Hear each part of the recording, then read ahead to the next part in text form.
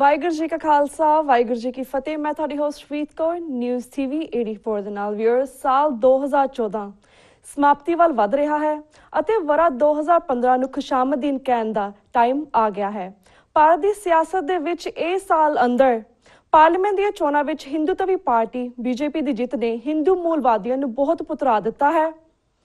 ਸਿੱਖਾਂ, ਮੁਸਲਮਾਨਾਂ, ਈਸਾਈਆਂ ਘੱਟ ਗਿਣਤੀਆਂ ਨੂੰ ਸਿੱਧੇ ਵੰਗਾਰਦਿਆਂ ਆਰਐਸਐਸ ਵੱਲੋਂ ਉਹਨਾਂ ਨੂੰ ਹਿੰਦੂ ਦੱਸਿਆ ਜਾ ਰਿਹਾ ਹੈ। ਘਰ ਵਾਪਸੀ ਦੇ ਨਾਮ ਥੱਲੇ ਜ਼ਬਰੀ ਧਰਮ ਪਰਿਵਰਤਨ ਕੀਤਾ ਜਾ ਰਿਹਾ ਹੈ। ਪੰਜਾਬ ਦੇ ਵਿੱਚ ਆਰਐਸਐਸ ਨੇ 200 ਤੋਂ ਜ਼ਿਆਦਾ ਨਵੀਆਂ ਸ਼ਾਖਾਵਾਂ ਖੋਲ੍ਹਣ ਦਾ ਐਲਾਨ ਵੀ ਕੀਤਾ ਹੈ। ਬਾਦਲ ਅਕਾਲੀ ਦਲ ਨੂੰ ਅੱਖਾਂ ਦਿਖਾਈਆਂ ਜਾ ਰਹੀਆਂ ਹਨ। ਆਰਐਸਐਸ ਨੂੰ ਖੁਸ਼ ਕਰਨ ਲਈ ਬਾਦਲ ਦਲ ਨੇ ਨਾਨਕਸ਼ਾਹੀ ਕੈਲੰਡਰ ਨੂੰ ਹਿੰਦੂ ਕੈਲੰਡਰ ਦੇ ਵਿੱਚ ਬਦਲਣ ਦਾ ਲਗਭਗ ਫੈਸਲਾ ਕਰ ਲਿਆ ਹੈ। ਭਾਈ ਗੁਰਬਖਸ਼ ਸਿੰਘ ਜੀ ਦਾ ਲੰਮੇ ਸਮੇਂ ਤੋਂ ਜੇਲ੍ਹਾਂ ਦੇ ਵਿੱਚ ਬੰਦ ਕੈਦੀਆਂ ਦੀ ਰਿਹਾਈ ਦੇ ਲਈ ਵਰਤ 46ਵੇਂ ਦਿਨ ਦੇ ਵਿੱਚ ਸ਼ਾਮਿਲ ਹੋ ਗਿਆ ਹੈ, ਪਰ ਇਸ ਸੰਬੰਧੀ ਸਰਕਾਰ ਵੱਲੋਂ ਕੋਈ ਕਾਰਵਾਈ ਨਹੀਂ ਹੋ ਰਹੀ।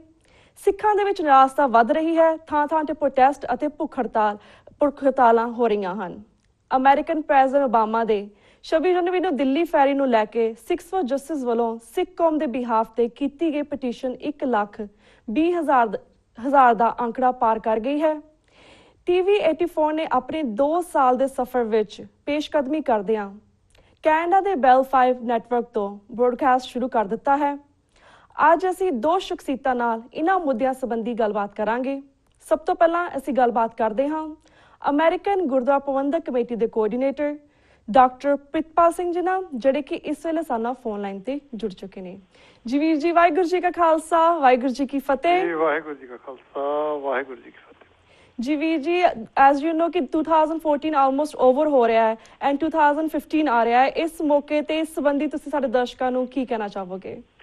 ਸਭ ਤੋਂ ਪਹਿਲਾਂ ਤਾਂ ਮੈਂ ਤੁਹਾਡੇ ਅਦਾਰੇ ਦਾ ਧੰਨਵਾਦ ਕਰਨਾ ਚਾਹੁੰਦਾ, ਜਿਹੜੇ ਕਿ ਗਾਹੇ ਬਗਾਹੇ ਸਾਨੂੰ ਸੰਗਤਾਂ ਦੇ ਨਾਲ ਰੂਬਰੂ ਕਰਾਉਂਦੇ ਨੇ ਜੀ। ਤੇ ਨਾਲ ਦੀ ਨਾਲ ਜਿਹੜਾ ਤੁਸੀਂ ਕੈਨੇਡਾ ਦੇ ਵਿੱਚ ਜਿਹੜਾ ਤੁਸੀਂ ਬੈਲ ਤੇ ਆਏ ਹੋ, ਉਹ ਵੀ ਇੱਕ ਤੁਹਾਡੇ ਵਾਸਤੇ ਇੱਕ ਮੀਲ ਪੱਥਰ ਹੈ ਜੀ। ਤੇ ਅਸੀਂ ਅਰਦਾਸ ਕਰਦੇ ਹਾਂ ਵਾਹਿਗੁਰੂ ਅੱਗੇ ਕਿ ਤੁਸੀਂ ਹੋਰ ਤਰੱਕੀ ਦੀਆਂ ਨਵੀਆਂ ਜਿਹੜੀਆਂ ਮੰਜ਼ਿਲਾਂ ਹੈਗੀਆਂ ਉਹਨਾਂ ਨੂੰ ਛੋਹੋ।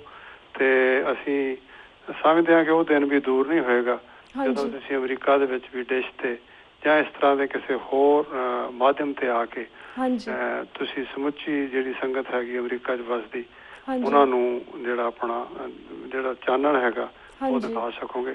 ਸੋ ਇੱਕ ਵਾਰ ਤੁਹਾਡਾ ਜਿੱਥੇ ਧੰਨਵਾਦ ਵੀ ਆ, ਉੱਥੇ ਤੁਹਾਡੀਆਂ ਲਗਾਤਾਰ ਕੋਸ਼ਿਸ਼ਾਂ ਜਿਹੜੀਆਂ ਕਿ ਤੁਸੀਂ ਮੀਡੀਆ ਤੇ ਕਰ ਰਹੇ ਹੋ ਉਹਦੇ ਲਈ ਤੁਹਾਨੂੰ ਵਧਾਈ ਵੀ ਆ ਜੀ। ਥੈਂਕ ਯੂ ਸੋ ਮਚ ਜੀ।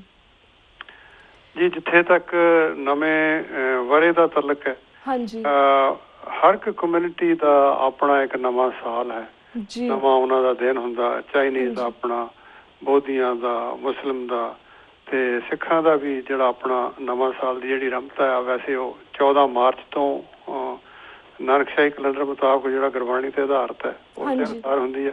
ਪਰ ਕਿਉਂਕਿ ਸਾਰੀ ਦੁਨੀਆ ਤੇ ਪ੍ਰਚਲਿਤ ਜਿਹੜਾ ਕੈਲੰਡਰ ਆ, ਜਿਹੜਾ ਕਿ ਸਾਰੇ ਹੀ ਜਿਸ ਨੂੰ ਅਡੋਪਟ ਕਰਦੇ ਨੇ ਆਪਣੇ ਆਪਣੇ ਤਰੀਕੇ ਦੇ ਨਾਲ, ਉਹ ਜਿਹੜਾ ਸੋਲਰ ਕੈਲੰਡਰ ਉਸ ਦੇ ਹਿਸਾਬ ਦੇ ਨਾਲ ਜਿਹੜਾ ਇਹ ਨਵਾਂ ਸਾਲ ਹੈ ਉਹ 2014 ਜਿਹੜਾ 31 ਦਸੰਬਰ ਨੂੰ ਖਤਮ ਹੋ ਜਾਏਗਾ ਤੇ 1 ਜਨਵਰੀ ਨੂੰ ਉਹ ਸ਼ੁਰੂ ਹੋ ਜਾਏਗਾ।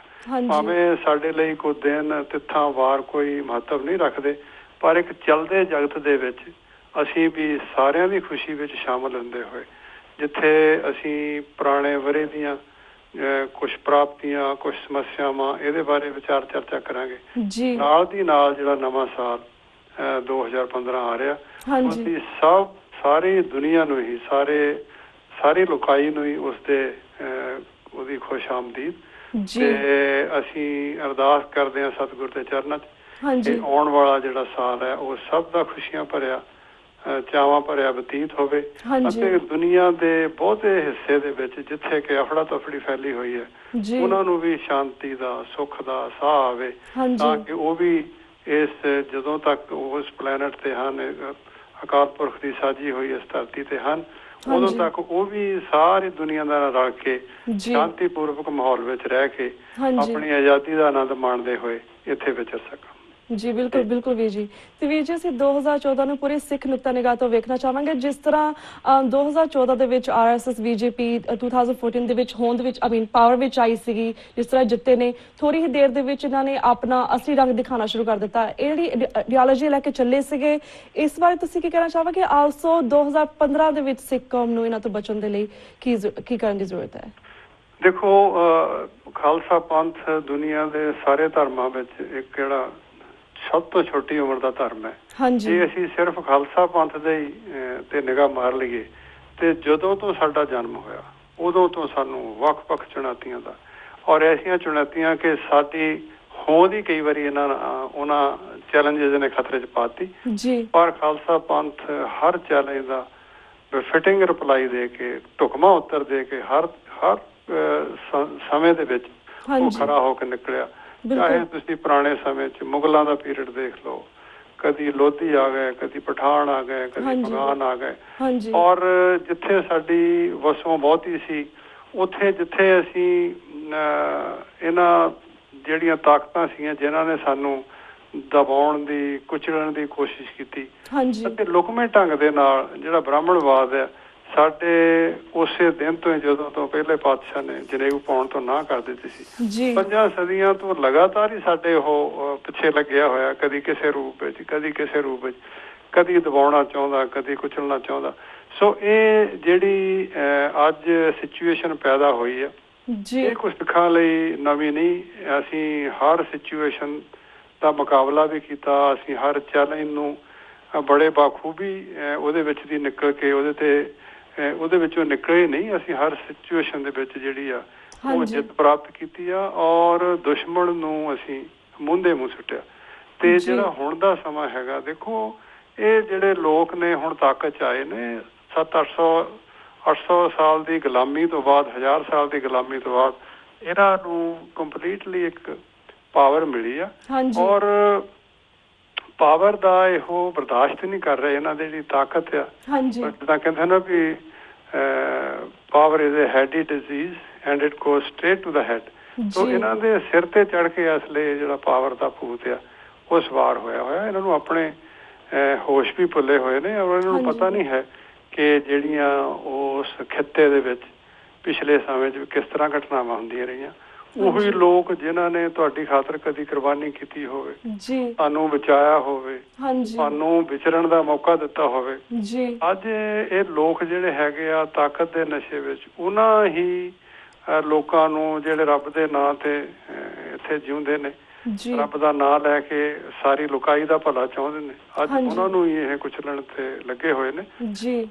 ਇਹੋ ਜਿਹੀਆਂ ਤਾਕਤਾਂ ਕੁਝ ਸਮੇਂ ਵਾਸਤੇ ਸਿਰ ਜ਼ਰੂਰ ਚੁੱਕਦੀਆਂ ਨੇ, ਪਰ ਕਿਤੇ ਖਾਲਸਾ ਪੰਥ ਦਾ ਜਦੋਂ ਇਹਨਾਂ ਨਾਲ ਸਾਹਮਣਾ ਹੋਇਆ ਤੇ ਇਹਨਾਂ ਦਾ ਹਸ਼ਰ ਵੀ ਉਹੀ ਹੋਵੇਗਾ ਜੋ ਪਿਛਲੇ ਆਪਾਂ 3-4 ਸਦੀਆਂ ਤੋਂ ਦੇਖਦੇ ਆਏ ਹਾਂ ਕਿ ਉਹਨਾਂ ਦਾ ਜਿਹੜੇ ਖਾਲਸਾ ਪੰਥ ਨੂੰ ਦਬਾਉਣ ਵਾਲੇ ਸੀ।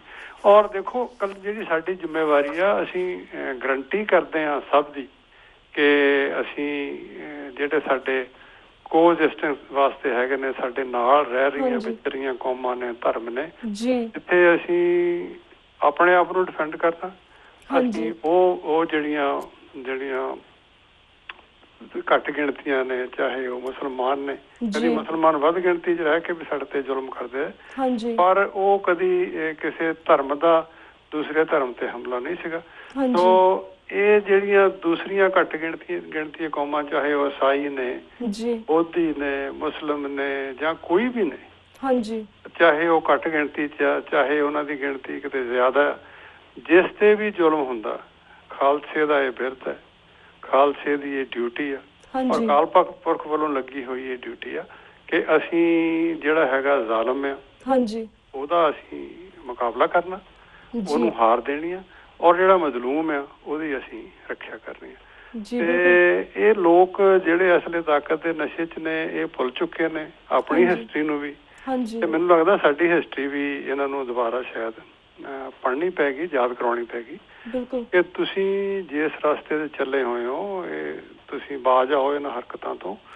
ਤੇ ਬਾਕੀ ਜਿੱਥੇ ਤੱਕ ਖਾਲਸਾ ਪੰਥ ਦੀ ਅੱਡਰੀ ਹੋਂਦ, ਨਿਆਰੀ ਹਸਤੀ, ਉਹ ਸਾਨੂੰ ਜੋ ਅਕਾਲ ਪੁਰਖ ਨੇ ਬਖਸ਼ੀ ਹੋਈ ਆ, ਅਸੀਂ ਉਸ ਤੇ ਪਹਿਰਾ ਦਿੰਦੇ ਹੋਏ ਹਰ ਜਿਹੜੀ ਮੁਸ਼ਕਿਲ ਆ ਪਿਛਲੇ ਸਮੇਂ 'ਚ ਵੀ, ਪਿਛਲੇ ਇਕੱਲੇ ਨਜ਼ਦੀਕ ਦੇ ਸਮੇਂ 'ਚ ਹੀ ਨਹੀਂ, ਪਿਛਲੇ 3-4 ਸਦੀਆਂ ਵਿੱਚ ਅਸੀਂ ਉਹਦਾ ਬਾਖੂਬੀ ਮੁਕਾਬਲਾ ਕੀਤਾ, ਟਾਕਰਾ ਕੀਤਾ, ਤਾਂ ਹਰ ਸਿਚੁਏਸ਼ਨ 'ਚੋਂ ਅਸੀਂ ਨਿਆਰੇ ਬਣ ਕੇ, ਜੇਤੂ ਬਣ ਕੇ ਨਿਕਲੇ ਹਾਂ। ਤੇ 2014 ਦੇ ਵਿੱਚ ਵੀ ਜਿਹੜੀਆਂ BJP ਦੀਆਂ ਜਾਂ ਹਿੰਦੂ ਕੱਟੜਵਾਦੀ ਫੋਰਸਿਸ ਉੱਪਰ ਆ ਕੇ ਜਿਸ ਤਰ੍ਹਾਂ ਨਾਲ ਇਹਨਾਂ ਨੇ ਸਿੱਖਾਂ ਤੇ ਹੋਰ ਘੱਟ ਗਿਣਤੀਆਂ ਦੇ ਉੱਪਰ ਜਿਹੜੇ ਮਾਰੂ ਹਮਲੇ ਕਰਨੇ ਸ਼ੁਰੂ ਕੀਤੇ ਆ, ਅਸੀਂ ਇਹਨਾਂ ਨੂੰ ਕਹਿਣਾ ਚਾਹੁੰਦੇ ਹਾਂ, ਵਾਰਨ ਵੀ ਕਰਨਾ ਚਾਹੁੰਦੇ ਹਾਂ ਕਿ ਉਸ ਖਿੱਤੇ ਦੀ ਉੱਨਤੀ ਵੱਲ, ਉਸ ਖਿੱਤੇ ਦੀ ਤਰੱਕੀ ਵੱਲ ਧਿਆਨ ਦਿਓ। ਉੱਥੇ ਜਿਹੜੀ ਤੁਹਾਡੇ ਗੁਆਂਢੀ ਮੁਲਕ ਨੇ ਉਹਨਾਂ ਨਾਲ ਸ਼ਾਂਤੀ ਦਾ ਜਿਹੜਾ ਹੈਗਾ ਵਤੀਰਾ ਰੱਖੋ, ਕਿਸੇ ਦੇ ਮੁਲਕ ਦੇ ਵਿੱਚ ਬੇਲੋੜਾ ਬੇਮਤਲਬ ਦਖਲ ਨਾ ਦਿਓ, ਤਾਂ ਕਿ ਜਿੱਥੇ ਹਿੰਦੁਸਤਾਨ ਦੇ ਜਿਹੜੇ ਲੋਕ ਨੇ ਉਹ ਸੁੱਖ ਸ਼ਾਂਤੀ ਨਾਲ ਰਹਿ ਸਕਣ, ਜਿਹੜੇ ਤੁਹਾਡੇ ਗੁਆਂਢੀ ਮੁਲਕ ਵੀ ਆ ਉਹ ਵੀ ਸੁੱਖ ਸ਼ਾਂਤੀ ਨਾਲ ਰਹਿ ਸਕਣ। ਤੇ ਆਉਣ ਵਾਲੇ ਸਾਲ ਦੇ ਵਿੱਚ ਵੀ ਜਿਹੜਾ ਤੁਹਾਡਾ ਸਵਾਲ ਸੀ ਕਿ ਇਹਨਾਂ ਦਾ ਕੀ ਵਤੀਰਾ ਹੋਏਗਾ, ਵਤੀਰਾ ਤਾਂ ਦੇਖੋ ਬੜਾ ਸਾਫ਼ ਔਰ ਸਪਸ਼ਟ ਹੈ। ਹਰ ਹਿੰਦੂ ਤਾਕਤ ਨੇ ਉਹਦੇ ਲਫ਼ਜ਼ ਬਦਲ ਕੇ, ਕਦੀ ਉਹ ਕਹਿ ਰਿਹਾ ਧਰਮ ਪਰਿਵਰਤਨ ਨਹੀਂ ਹੋਏਗਾ, ਕਦੀ ਉਹ ਕਹਿ ਰਿਹਾ ਜੀ ਮੈਂ ਘਰ ਵਾਪਸੀ ਆ, ਧਰਮ ਪਰਿਵਰਤਨ ਤੇ ਰੋਕ ਲੱਗਣੀ ਚਾਹੀਦੀ ਆ। ਇਹ ਸਾਰੇ ਹੀ ਇਹਨਾਂ ਦੇ ਛਲਾਵੇ ਆ ਔਰ ਸਾਰੇ ਇਹਨਾਂ ਦੇ ਜਿਹੜੇ ਬਿਆਨ ਇਸ ਤਰ੍ਹਾਂ ਦੇ ਨੇ ਕਿ ਭੁਲੇਖਾ ਪਾਓ ਨੇ, ਪਰ ਅਸਲ ਮਕਸਦ ਜਿਹੜਾ ਉਹਨਾਂ ਦਾ ਇਹੀ ਆ ਕਿ ਜਿਸ ਤਰ੍ਹਾਂ ਔਰੰਗਜ਼ੇਬ ਨੇ ਕਿਸੇ ਜ਼ਮਾਨੇ 'ਚ ਸਾਰਿਆਂ ਨੂੰ ਹੀ ਮੁਸਲਮਾਨ ਬਣਾਉਣ ਦੀ ਕੋਸ਼ਿਸ਼ ਕੀਤੀ ਸੀ, ਇਸੇ ਤਰੀਕੇ ਨਾਲ ਉਹਦਾ ਰੂਪ ਥੋੜਾ ਜਿਹਾ ਚੇਂਜ ਕਰਕੇ ਇਹ ਵੀ ਉਸ ਖਿੱਤੇ ਦੇ ਵਿੱਚ ਵਸਦੇ ਸਾਰੇ ਲੋਕਾਂ ਨੂੰ ਆਪਣੇ ਫੋਲਡ ਵਿੱਚ ਲਿਆ ਕੇ ਉਹਨਾਂ ਦਾ ਜਿਹੜਾ ਹੈਗੀ ਆ ਅੱਡਰੀ ਨਿਆਰੀ ਹਸਤੀ ਆ ਉਸ ਨੂੰ ਖਤਮ ਕਰਨਾ ਚਾਹੁੰਦੇ ਆ। ਪਰ ਅਸੀਂ ਉਸਦਾ ਬਾਖੂਬੀ ਮੁਕਾਬਲਾ, ਜਿਸ ਤਰ੍ਹਾਂ ਮੈਂ ਪਹਿਲਾਂ ਵੀ ਕਿਹਾ, ਕੀਤਾ ਵੀ ਹੈ ਔਰ ਆਉਣ ਵਾਲੇ ਸਮੇਂ 'ਚ ਇਹਦਾ ਬੜਾ ਮਜ਼ਬੂਤ ਜਵਾਬ ਦੇਵਾਂਗੇ। ਜੀ ਬਿਲਕੁਲ ਵੀਰ ਜੀ। ਤੇ ਵੀਰ ਜੀ ਸਾਡੇ ਕੋਲ 1.5 ਮਿੰਟ ਰਹਿ ਗਿਆ ਐਟ ਦੀ ਐਂਡ। ਜਿਸ ਤਰ੍ਹਾਂ 2014 ਦੇ ਵਿੱਚ ਤੁਹਾਨੂੰ ਇੱਕ ਕੁਐਸਚਨ ਬਾਰ-ਬਾਰ ਪੁੱਛਿਆ ਕਿ ਨਾਨਕਸ਼ਾਹੀ ਕੈਲੰਡਰ ਸੰਬੰਧੀ, ਮੂਲ ਨਾਨਕਸ਼ਾਹੀ ਕੈਲੰਡਰ 2003 ਸੰਬੰਧੀ, ਪਰ ਜਿਸ ਤਰ੍ਹਾਂ ਰੀਸੈਂਟਲੀ 22 ਦਸੰਬਰ ਨੂੰ ਸੰਤ ਸਮਾਜ ਵੱਲੋਂ ਜਥੇਦਾਰ ਅਕਾਲ ਤਖਤ ਸਾਹਿਬ ਨੂੰ ਮਿਲੇ ਨੇ ਔਰ ਉਹਨਾਂ ਨੇ ਫੋਰਸ ਕੀਤਾ ਹੈ ਕਿ ਹਿੰਦੂ ਕੈਲੰਡਰ ਲਾਗੂ ਕੀਤਾ ਜਾਵੇ। ਓਵਰਆਲ ਇਸ ਬਾਰੇ ਤੁਸੀਂ 1.5 ਮਿੰਟ ਦੇ ਵਿੱਚ ਕੀ ਕਹਿਣਾ ਚਾਹੋਗੇ?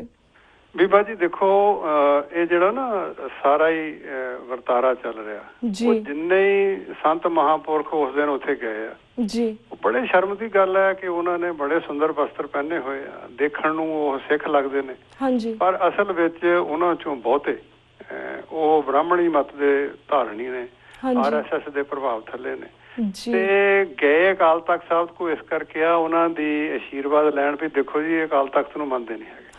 ਉਹਨਾਂ ਚੋਂ ਜਿੰਨੇ ਡੇਰੇਦਾਰ ਉੱਥੇ ਗਏ, ਉਹਨਾਂ ਚੋਂ ਕਿਸੇ ਵੀ ਡੇਰੇ ਦੇ ਵਿੱਚ ਜਿਹੜੀ ਅਕਾਲ ਤਖਤ ਦੀ ਮਰਜ਼ਾਦਾ ਨਹੀਂ, ਉਹ ਖੁਦ ਹੀ ਅਕਾਲ ਤਖਤ ਨੂੰ ਮੰਨਦੇ ਨਹੀਂ ਹੈਗੇ। ਸਿਰਫ ਔਰ ਸਿਰਫ ਇਹ RSS ਦੇ ਪ੍ਰਭਾਵ ਥੱਲੇ, ਬ੍ਰਾਹਮਣੀ ਮਤ ਦੇ ਪ੍ਰਭਾਵ ਥੱਲੇ, ਸੇਮ ਉਹੀ ਚੀਜ਼ਾਂ ਜੋ 1920-21 ਤੋਂ ਪਹਿਲਾਂ ਸੀ ਵੀ ਜਿਹੜੇ ਬਹੁਤੇ ਪ੍ਰਚਾਰਕ ਇੱਕ ਪਾਸੇ ਜਨੇਊ ਪਾਇਆ ਹੁੰਦਾ, ਦੂਜੇ ਪਾਸੇ ਕਿਰਪਾਨ ਵੀ ਪਾ ਲੈਂਦੇ ਸੀ, ਬਿਲਕੁਲ ਸੇਮ ਸਿਚੁਏਸ਼ਨ ਇਹ ਲਿਆਉਣੀ ਚਾਹੁੰਦੇ। ਤੇ ਅਸੀਂ ਅਕਾਲ ਤਖਤ ਸਾਹਿਬ ਨੂੰ ਕਈ ਵਾਰੀ ਬੇਨਤੀ ਕਰ ਚੁੱਕੇ ਹਾਂ ਕਿ ਸਾਡਾ ਜਿਹੜਾ ਮਕਸਦ ਹੈ ਕੈਲੰਡਰ ਨੂੰ ਬਣਾਉਣ ਦਾ, ਉਹ ਇੱਕ ਨਿਆਰੀ ਔਰ ਅੱਡਰੀ ਹਸਤੀ ਤੇ ਅਸੀਂ ਉੱਥੇ ਖੜੇ ਹਾਂ। ਹਾਂ, ਜੇ ਤੁਹਾਨੂੰ ਕੋਈ ਲੱਗਦਾ ਕਿ ਉਸ ਕੈਲੰਡਰ ਦੇ ਵਿੱਚ ਕੋਈ ਖਾਮੀ ਹੈ ਜਾਂ ਉਹਦੇ ਵਿੱਚ ਕੋਈ ਤਬਦੀਲੀ ਦੀ ਲੋੜ ਹੈ, ਤੇ ਇਹ ਕੋਈ ਅਜਿਹਾ ਡਾਕੂਮੈਂਟ ਨਹੀਂ ਜਿਹੜਾ ਬਦਲਿਆ ਨਹੀਂ ਜਾ ਸਕਦਾ, ਜਿਹਦੇ ਵਿੱਚ ਚੇਂਜ ਨਹੀਂ ਆ ਸਕਦੀ। ਜੇ ਖਾਲਸਾ ਪੰਥ ਨੂੰ ਕਿਸੇ ਚੀਜ਼ 'ਚ ਚੇਂਜ ਕਰਨ ਦਾ ਹੱਕ ਨਹੀਂ ਤਾਂ ਸਿਰਫ ਔਰ ਸਿਰਫ ਗੁਰਬਾਣੀ ਦੇ ਵਿੱਚ ਉਹ ਚੇਂਜ ਕੀਤੀ ਜਾ ਸਕਦੀ। ਪਰ ਜਿਸ ਤਰੀਕੇ ਨਾਲ ਇਹ ਕੈਲੰਡਰ ਬਣਿਆ ਸੀ, ਉਹ ਪ੍ਰੋਸੈਸ ਦੇ ਨਾਲ ਬੇਸ਼ੱਕ ਦਾਅਵੇ ਇਤਰਾਜ਼ ਲੈ ਕੇ ਵਿਦਵਾਨਾਂ ਦੀ ਇੱਕ ਸ਼੍ਰੇਣੀ ਬੈਠੇ, ਭਾਵੇਂ ਸਾਰਾ ਚੇਂਜ ਕਰ ਦਿਓ, ਸਾਨੂੰ ਉੱਥੇ ਕੋਈ ਇਤਰਾਜ਼ ਨਹੀਂ, ਪਰ ਉਹਦਾ ਡਿਊ ਪ੍ਰੋਸੈਸ ਹੋਵੇ। ਜਿਸ ਤਰੀਕੇ ਨਾਲ ਇਹ ਕੈਲੰਡਰ ਬਣਾਇਆ ਗਿਆ, ਉਸੇ ਤਰੀਕੇ ਨਾਲ ਬੈਠ ਕੇ ਤੇ ਵਿਚਾਰ ਕਰਕੇ ਦਾਅਵੇ ਇਤਰਾਜ਼ ਲੈ ਕੇ ਜੇ ਕੋਈ ਚੇਂਜ ਬਣਦੀ ਹੈ ਤਾਂ ਕਰ ਦਿੱਤੀ ਜਾਵੇ, ਸਾਨੂੰ ਕੋਈ ਇਤਰਾਜ਼ ਨਹੀਂ ਹੋਏਗਾ। ਪਰ ਜਿਹੜੇ ਲੋਕਾਂ ਨੂੰ ਮੈਂ ਸਮਝਦਾ ਵੀ ਕੈਲੰਡਰ ਤੇ ਸਪੈਲਿੰਗ ਵੀ ਨਹੀਂ ਲਿਖਣੇ ਆਉਂਦੇ, ਤੇ ਉਹ ਉੱਠ ਕੇ ਇਹਦੇ ਵਿੱਚ ਚੇਂਜ ਕਰਨ ਦੀ ਕੋਸ਼ਿਸ਼ ਕਰਨਗੇ, ਇਸ ਗੱਲ ਦੀ ਅਸੀਂ ਇਜਾਜ਼ਤ ਨਹੀਂ ਦੇਵਾਂਗੇ। ਤੇ ਬਾਕੀ ਅਸੀਂ ਧੰਨਵਾਦ ਕਰਦੇ ਹਾਂ ਉਹਨਾਂ ਸਾਰੀਆਂ ਹੀ ਜਿਹੜੀਆਂ ਹੈਗੀਆਂ ਅਕਾਲੀ ਦਲ ਅੰਮ੍ਰਿਤਸਰ, ਉਹਨਾਂ ਦੇ ਪ੍ਰਧਾਨ ਨੇ ਪਿਛਲੇ ਦਿਨਾਂ 'ਚ ਬਹੁਤ ਸ਼ਲਾਘਾਯੋਗ ਕੰਮ ਕੀਤਾ, ਕੈਲੰਡਰ ਲਾਗੂ ਕੀਤਾ ਔਰ ਉੱਤੇ ਪਹਿਰਾ ਦੇਣ ਦੇ ਵਚਨ ਦਿੱਤਾ। ਇਸੇ ਤਰ੍ਹਾਂ ਪਾਕਿਸਤਾਨ ਦੀ ਕਮੇਟੀ, ਫਿਰ ਦਿੱਲੀ ਅਕਾਲੀ ਦਲ ਜਿਹੜੇ ਸਰਨਾ ਸਾਹਿਬ ਦੇ ਨੇ, ਤੇ ਹੋਰ ਅਨੇਕ ਸੰਸਥਾਵਾਂ ਦੇਸ਼ ਵਿਦੇਸ਼ ਦੇ ਵਿੱਚ ਜਿਹੜੀਆਂ ਕੈਲੰਡਰ ਤੇ ਪਹਿਰਾ ਦੇ ਰਹੀਆਂ, ਇੱਥੇ ਅਸੀਂ ਉਹਨਾਂ ਦਾ ਧੰਨਵਾਦ ਕਰਦੇ ਹਾਂ। ਉਹਨਾਂ ਨੂੰ ਬੇਨਤੀ ਵੀ ਕਰਦੇ ਹਾਂ ਕਿ ਉਹ ਇਸ ਗੱਲ ਤੇ ਡਟ ਕੇ ਪਹਿਰਾ ਦੇਣ, ਤਾਂ ਕਿ ਜਿਹੜੀਆਂ ਹਿੰਦੂਤਵੀ ਤਾਕਤਾਂ ਸਾਡੇ ਹੀ ਲੋਕਾਂ ਦੇ ਵਿੱਚ ਵੜ ਕੇ ਸਾਡੀ ਹੀ ਧਾਰਮਿਕ ਲੀਡਰਸ਼ਿਪ ਨੂੰ ਪ੍ਰਭਾਵਿਤ ਕਰਕੇ ਜਿਹੜਾ ਚੇਂਜ ਕਰਾਉਣੇ ਚਾਹੁੰਦੀ ਉਹ ਨਾ ਕਰ ਸਕਣ। ਜੀ ਬਿਲਕੁਲ ਬਿਲਕੁਲ ਵੀਰ ਜੀ। ਤੇ ਵੀਰ ਜੀ ਥੈਂਕ ਯੂ ਸੋ ਮਚ ਕਿ ਤੁਸੀਂ ਇਹਨਾਂ ਕੁਐਸਚਨਸ ਦੇ ਉੱਪਰ ਆਪਣੇ ਵਿਚਾਰ ਸਾਡੇ ਦਰਸ਼ਕਾਂ ਨਾਲ ਸਾਂਝੇ ਕੀਤੇ। ਹੁਣ ਸਾਡਾ ਵਕਤ ਬ੍ਰੇਕ ਵੱਲ ਜਾ ਰਿਹਾ, ਤੁਹਾਡੇ ਕੋਲ ਇਜਾਜ਼ਤ ਲੈਣ ਦਾ ਟਾਈਮ ਹੋ ਗਿਆ ਵੀਰ ਜੀ। ਵਾਹਿਗੁਰੂ ਜੀ ਕਾ ਖਾਲਸਾ, ਵਾਹਿਗੁਰੂ ਜੀ ਵਾਹਿਗੁਰੂ ਜੀ ਕਾ ਖਾਲਸਾ, ਵਾਹਿਗੁਰੂ ਜੀ ਕੀ ਫਤਿਹ। Viewers, वक्त हो गया एक छोटे से ब्रेक था। Keep watching News TV 84. We'll be right back after a short break.